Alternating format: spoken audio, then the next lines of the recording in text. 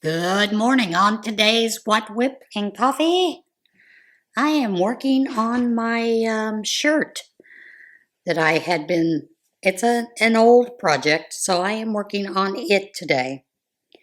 If I can get it in the right position. Anyway, this is it. This is the front piece, I believe, that I had done. So I am working on the back now so that I can wear it now that we're getting closer to the real spring, even though we have a spring date. It snowed on spring day. Isn't that normal? My cats have been driving me nuts lately. I kept finding these little black pieces of things all over the floor, and I kept thinking, what on earth are they getting into?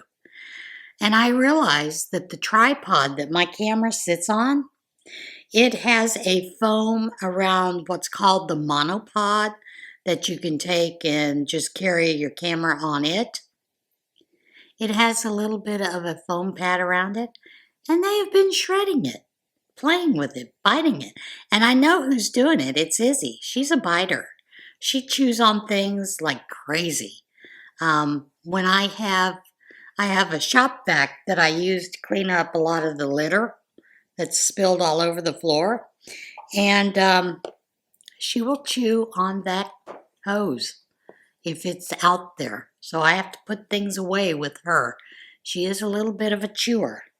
And so I guess she's still in teething phase. I wish she'd get out of that. Wish she'd chew on her brother instead of that. Anyway, it's been a crazy week. What can I say? Like I said, the weather has been interesting, and I'm not thrilled with the weather the way it has been lately. On this piece, I am doing what is called the two half double crochets together. And I find that stitch rather interesting. I do enjoy doing it. It makes it move along faster. However, it's not going to look exactly like the front piece because the front piece was done in half double crochet. Am I okay with that? You bet. You know, sometimes it's just a matter of getting things done. And I always look at these stitches and I think they're kind of like linked stitches. When you do the two half double crochets together or the two double crochets, you know, so you can do 2 rows at a time. But it's a rather interesting technique to learn, so I've been enjoying doing that. On the Tunisian Tuesdays, I have decided to move away from doing projects at the moment because I am working on a Tunisian project, hoping it'll work out. It's a shawl that I had done a few years ago that I had named Frilly Fusion, which is a combination of a Tunisian crochet, and then for the border you do a lacy stitch around it. But I am recreating that because I'd already given that shawl away in prayer shawl. So I'm recreating that piece so that I can do that as a tutorial later on. So I'm just focusing on different stitches. And this week we had done the twisted knit stitch. Next Tuesday we're doing the arrow stitch. The following Tuesday, we'll be doing the modified arrow stitch. And some of the stitches that I have coming up are the tulip stitch and the noose stitch. Those are rather interesting. I am looking at doing a lacy full stitch for you. And with that one, I think we may do something along the lines of a small project. You know, like a scarf or something like that. So those are some things that I'm working on with the Tunisian Tuesday that are coming up. I hope you guys are enjoying that series. I know I am, because I have missed doing Tunisian crochet.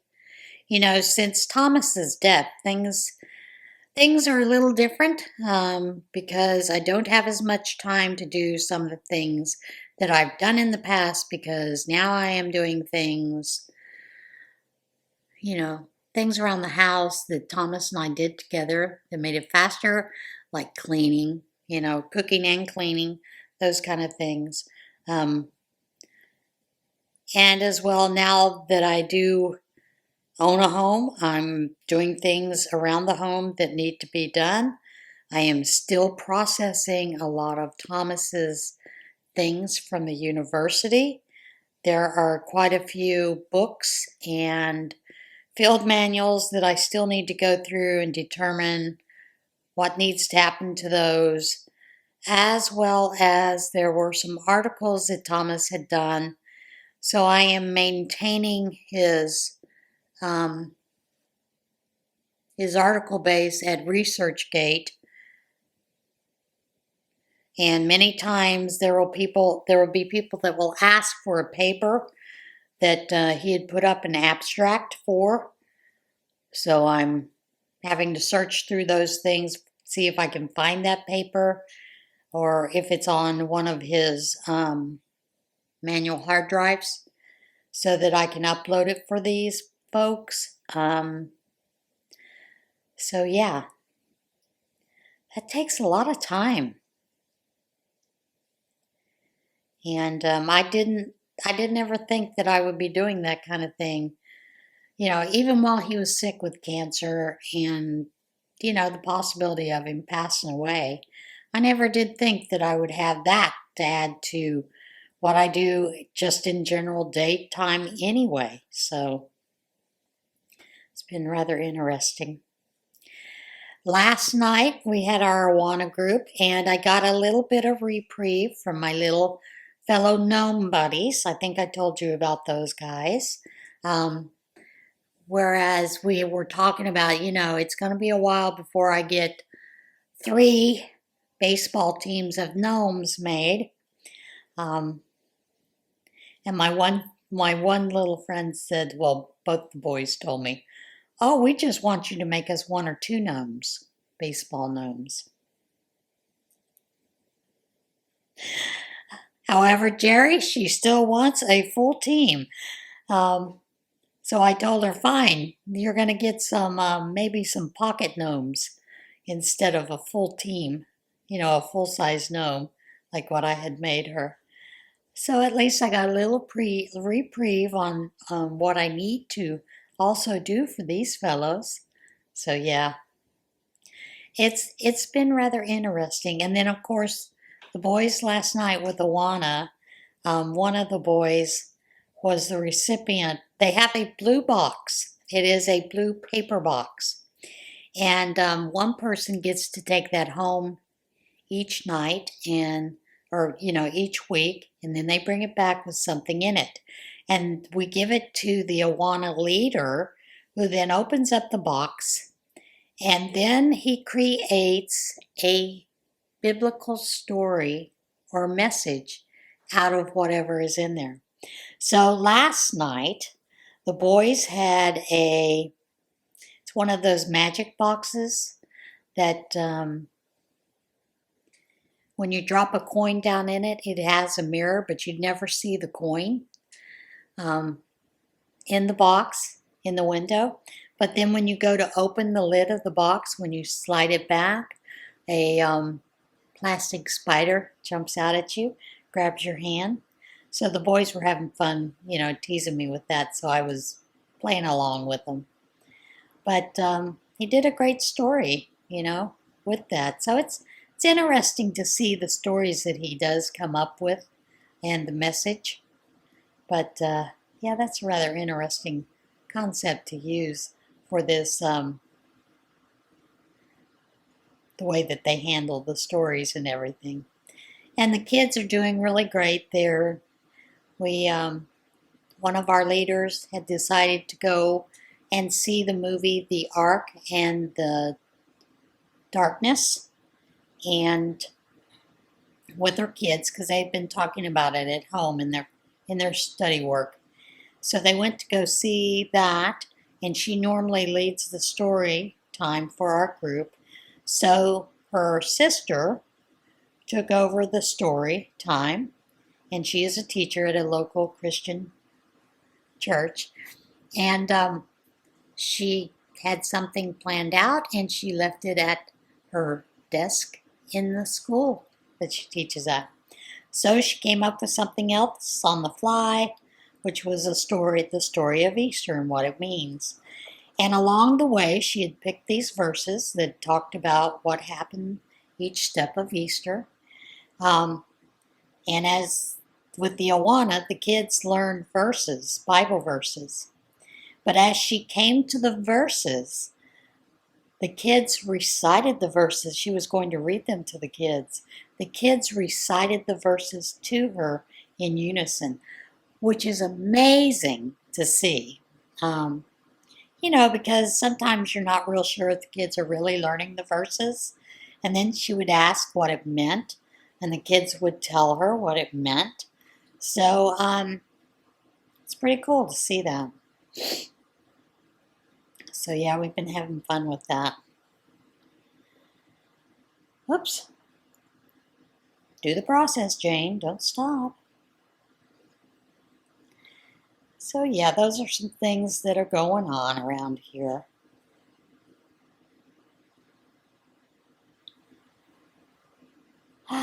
What are you guys working on today? Like I said, I've decided that I'm going to work on some of my whips that are back there, and this is one of those, so I decided it needs to be completed, and I'm working really hard this week. Hopefully it'll get done this week. I'm not sure that it will. It may take me 2 weeks to get it done, but that's the reason for WOTWIP and Coffee, is to work on those things either together or separately, while you're watching a video. So, yeah, I'm having fun with this. I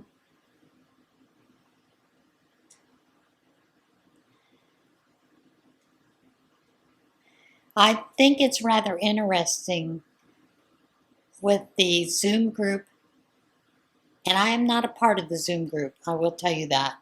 I had always wanted to be a part of this Zoom group, but before Sharon had passed away, I was busy with so many things.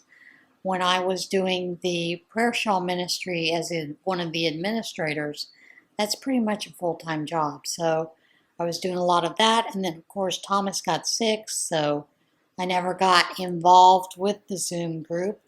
I'm sure that if you contacted one of those ladies that is in the Zoom group, they would probably more than likely accept you into that. I just haven't done it. Just have a lot of things to do. But I find it interesting, some of the things that they are all talking about. And of course, the big thing is Boggy Creek. If you have been following Creations by Jax, you know that she is creating a Boggy Creek blanket. I will provide a link down below to her channel so that if you have not been watching it, that you can watch it if you would like to follow along for the Boggy Creek blanket. I'm also continuing to work on those hats for the kids. I had noticed that in our area, one of our local news channels had done a story about the teacher in Minnesota that had talked about it on TikTok. I think it was TikTok, what she had done with the kids, and she had knit them hats the way that they had designed it, which I find rather interesting because next Wednesday, Prayer Shawl is delivering those hats to the first school that we made the hats for. So that should be interesting. They're making a big media blurb out of it, which, I understand that. If you don't do that for Prayer Shawl Ministries, those kind of things, or at least call different organizations to let them know that you have these things available, then those things will sit in a back room somewhere, not being given out to those who are in need or in need of comfort. So unfortunately, that's important to be a part of that. Media blitz and all that fun stuff. So yeah,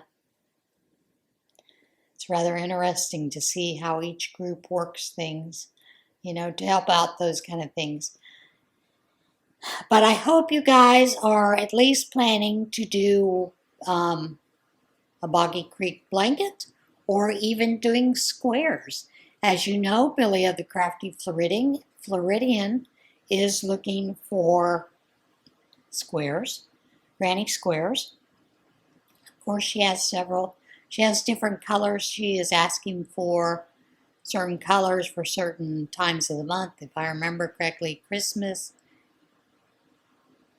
Halloween. I can't remember what the other one was. However, I will try to find that video and provide a link down below so that if you are interested in making squares for her, she is taking those right now. I don't think she has a limit on the numbers that she is asking for. I know Lynn Ann is going to limit numbers, and she will not be taking squares until August. So there's some ideas there. Or, you could just make squares and turn them in as you see fit. I'm sure there are going to be other people that will step up as helpers to put those squares together. That's the good thing about this Yarny community. We do work together and support each other.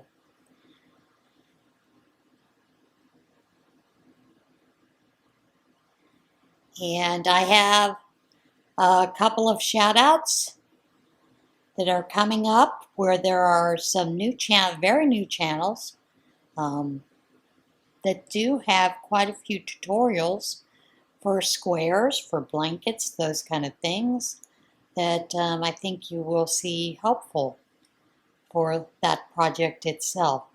And of course, if you cannot send to Boggy Creek, think about doing Project Linus. I think most every area has a Project Linus that's nearby that you can donate your blankets or your items to. They do have specific requirements, and you can find those at Project Linus. You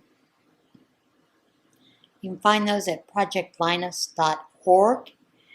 And they also have some blanket patterns there as well. So those are some options to look at, for doing things. And of course, there is always Rose with Wings.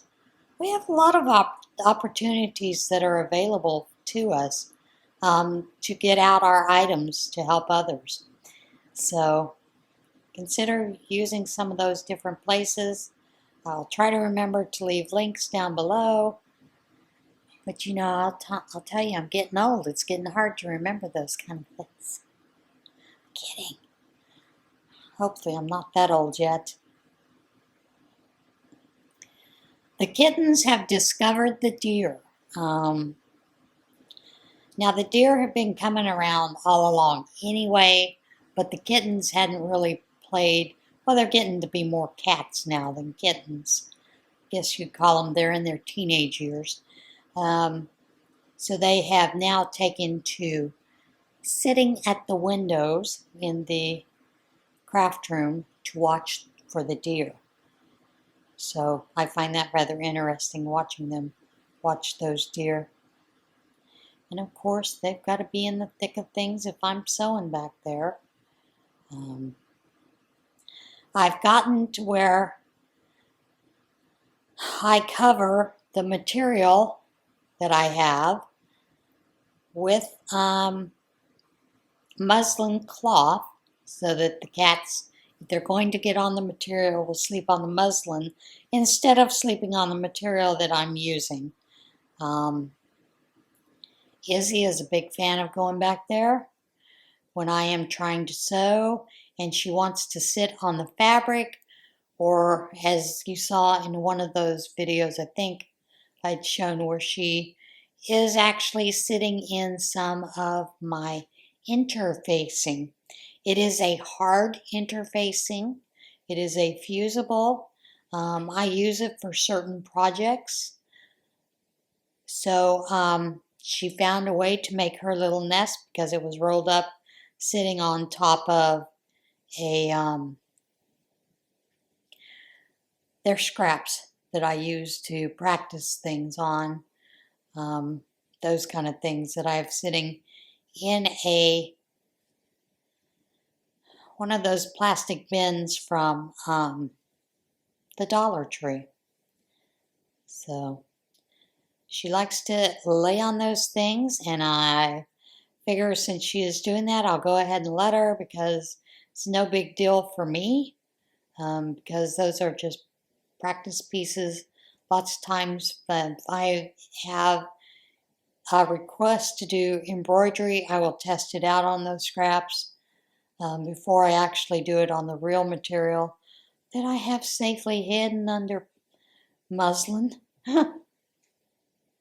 So trying to keep the cat fur out of the fabric. And of course, a lot of my fabric is sitting in totes, but there are some things that I have set out in plastic bins that I'm ready to use. So I'm finding that covering it with muslin keeps little Miss Izzy out of the midst of it. And she is the worst about doing that. Ronan, I have a case that holds my embroidery module.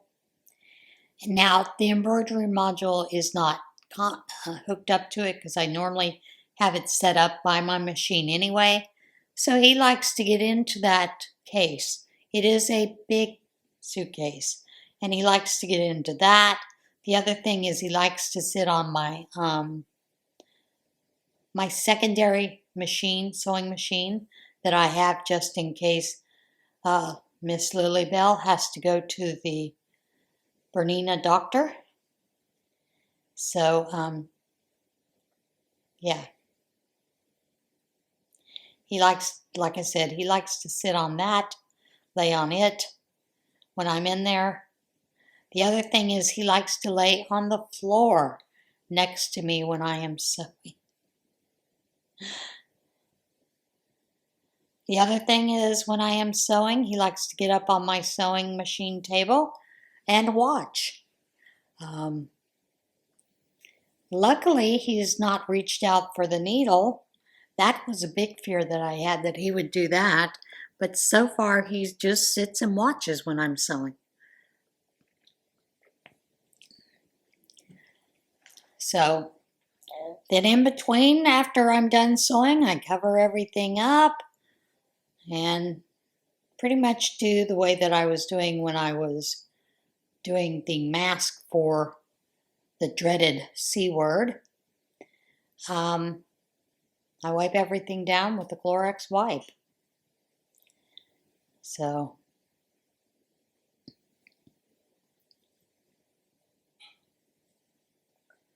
cats are funny characters. I'll tell you, I don't give my cats wet food all the time. I give them wet food probably 3 times a week. Mainly because my cats are big water drinkers. So, I don't feel like they need to have wet food every day. But I do give it to them 3 times a week. Izzy lately has taken to, when I am opening up that can, she will climb up my leg of my pants and she will literally bite my butt while I'm getting the food ready for her. I'm like, really? Really? She's a character. And then she'll get down and she's sitting there on the floor blinking at me like, what? I didn't do anything. I don't know what you're talking about.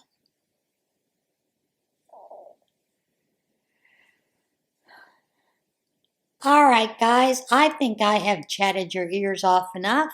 I have a few other things I need to get done, so I need to go get those done. So I hope you enjoyed this little bit of WOTWIP working along with me, alongside me.